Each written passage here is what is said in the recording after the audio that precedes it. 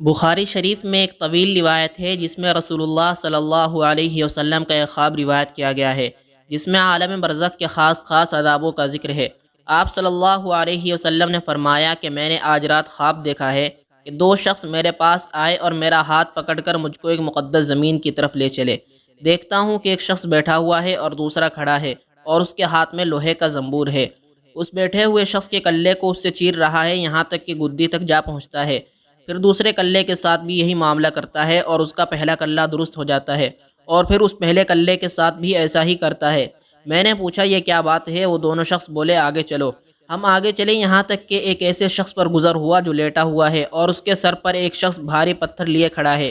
یہ کھڑا ہوا شخص اس پتھر سے اس لیٹے ہوئے شخص کا سر نہایت زور سے پھوڑتا ہے۔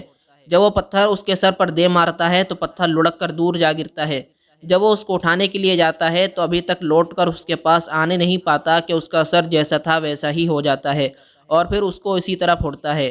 میں نے پوچھا یہ کیا بات ہے؟ وہ دونوں بولے آگے چلو۔ یہاں تک کہ ہم ایک غار پر پہنچے جو تنور کے مثل تھا، اوپر سے تنگ تھا، نیچے سے فراخ تھا۔ اس میں آگ جل رہی تھی۔ اس میں بہت سے ننگے مرد اور عورتیں بھرے ہوئے تھے۔ جس وقت وہ آگ اوپر کو اٹھتی اس کے ساتھ وہ سب اوپر کو اٹھ آتے تھے یہاں تک کہ نکلنے کے قریب ہو جاتے۔ پھر جس وقت آگ بیٹھتی تو وہ سب بھی نیچے چلے جاتے۔ میں نے پوچھا یہ کیا ہے؟ وہ دونوں بولے آگے چلو۔ ہم آگے چلے یہاں تک کہ خون کی نہر پر پہنچے۔ اس کے بیچ میں ایک شخص کھڑا ہے اور نہر کے کنارے پر ایک شخص ہے جس کے سامنے بہت سے پتھر پڑے ہیں۔ وہ نہر کے اندر والا شخص نہر کے کنارے کی طرف آتا ہے۔ جس وقت وہ نکلنا چاہتا ہے یہ کنارے والا شخص اس کے منہ پر پتھر اس زور سے مارتا ہے کہ وہ پھر اپنی جگہ پر جا پہنچتا ہے۔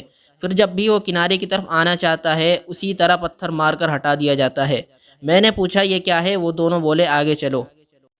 ہم آگے چلے یہاں تک کہ ایک ہرے بھرے باغ میں پہنچے۔ اس میں ایک بڑا درخت ہے اور اس کے نیچے ایک بوڑھا آدمی ہے اور بچے ہیں۔ اس درخت کے قریب ایک اور شخص بیٹھا ہوا ہے اور اس کے سامنے آگ جل رہی ہے جسے وہ دھونک رہا ہے۔ پھر وہ دونوں مجھے چڑھا کر درخت کے اوپر لے گئے۔ وہاں ایک گھر درخت کے بیچ میں نہایت عمدہ تھا۔ اس میں مجھے داخل کر دیا۔ میں نے اس گھر سے اچھا گھر کبھی نہیں دیکھا۔ اس میں بہت سے مرد، بوڑھے، جوان، عورتیں اور بچے تھے۔ پھر اس سے باہر لا کر اور اوپر لے گئے۔ وہاں ایک گھر پہلے گھر سے بھی زیادہ عمدہ تھا۔ اس میں مجھے لے گئے۔ اس میں بوڑھے اور جوان تھے۔ میں نے ان دونوں شخصوں سے کہا کہ تم نے مجھ کو تمام رات پھرایا، اب بتاؤ کہ یہ سب کیا اسرار تھے؟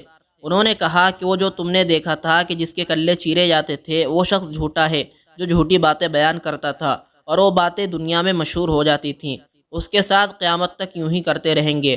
اور جس کا سر پھوڑتے ہوئے دیکھا وہ شخص ہے کہ اللہ تعالیٰ نے اس کو علم قرآن دیا، رات کو اس سے غافل ہو کر سو رہا تھا اور دن کو اس پر عمل نہ کیا۔ قیامت تک اس کے ساتھ بھی یہی معاملہ رہے گا۔ اور جن کو تم نے آگ کے غار میں دیکھا وہ زنا کرنے والے لوگ ہیں، اور جن کو خون کی نہر میں دیکھا وہ سود کھانے والے ہیں۔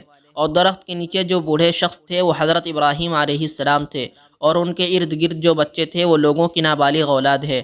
اور جو آگ دھونک رہا تھا وہ دوزخ کا داروغہ مالک ہے۔ اور پہلا گھر جس میں آپ داخل ہوئے وہ عام مسلمانوں کا ہے اور دوسرا گھر شہیدوں کا ہے، اور میں جبرائیل ہوں اور یہ میکائیل ہے۔ پھر بولے سر اوپر اٹھاؤ۔ میں نے سر اٹھایا تو میرے اوپر ایک سفید بادل نظر آیا۔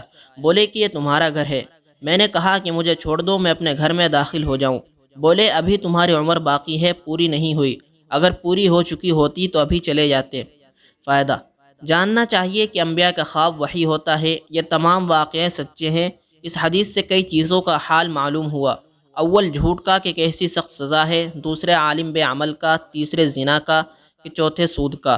خدا سب مسلمانوں کو ان کاموں سے محفوظ رکھے۔